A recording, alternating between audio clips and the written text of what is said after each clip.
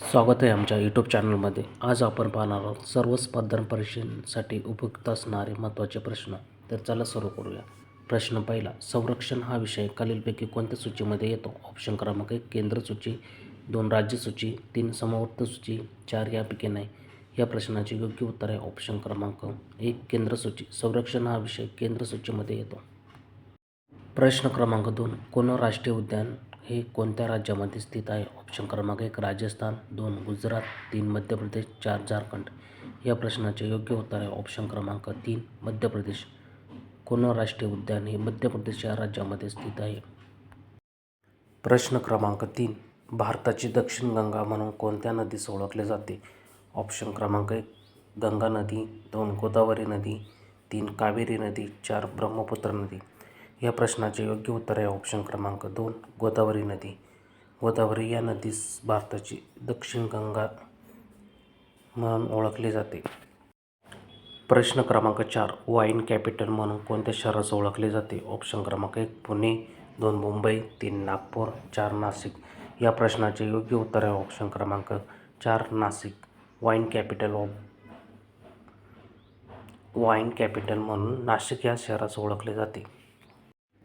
प्रश्न क्रमांक 5, भारताच्या आग्नेय दिशेला खालीलपैकी कोणता देश आहे? ऑप्शन क्रमांक 1 पाकिस्तान, 2 बांगलादेश, 3 श्रीलंका, 4 भूतान.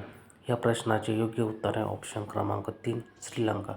भारताच्या आग्नेय दिशेला श्रीलंका हा देश आहे. प्रश्न क्रमांक 6, गुलामगिरी हा ग्रंथ कोणत्या वर्षी लिहिण्यात आला होता? ऑप्शन क्रमांक 1 1872, 2 1873, 3 1874, 4 1875. या प्रश्नाचे योग्य उत्तर आहे ऑप्शन क्रमांक 2 1873. गुलामगिरी हा ग्रंथ 1873 या वर्षी लिहिण्यात आला होता. प्रश्न क्रमांक 7, भारतातील सर्वात मोठा जोगधबधबा हा कोणत्या नदीवर आहे? ऑप्शन क्रमांक 1 कावेरी नदी, 2 गंगा नदी, 3 यमुना नदी, 4 शरावती नदी. या प्रश्नाचे योग्य उत्तर आहे ऑप्शन क्रमांक 4 शरावती नदी.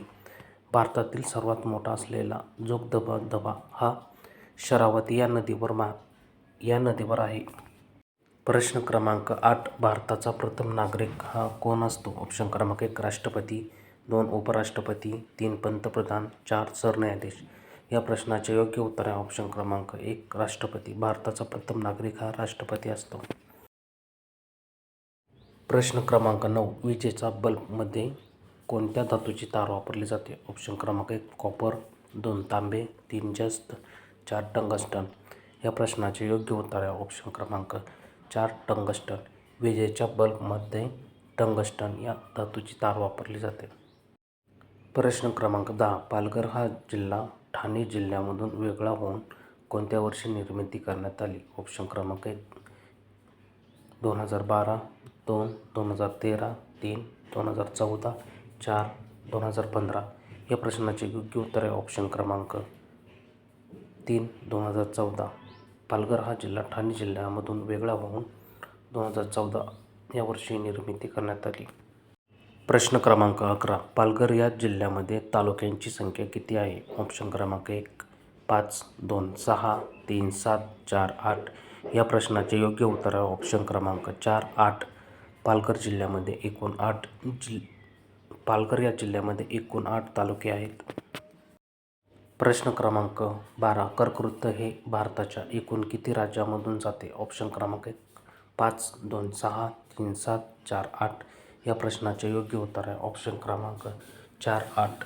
कर्कवृत्त हे भारताच्या 8 राज्यांमधून जाते. प्रश्न क्रमांक 13, महाराष्ट्र राज्याची निर्मिती झाली त्यावेळेस महाराष्ट्राचे मुख्यमंत्री कोण होते?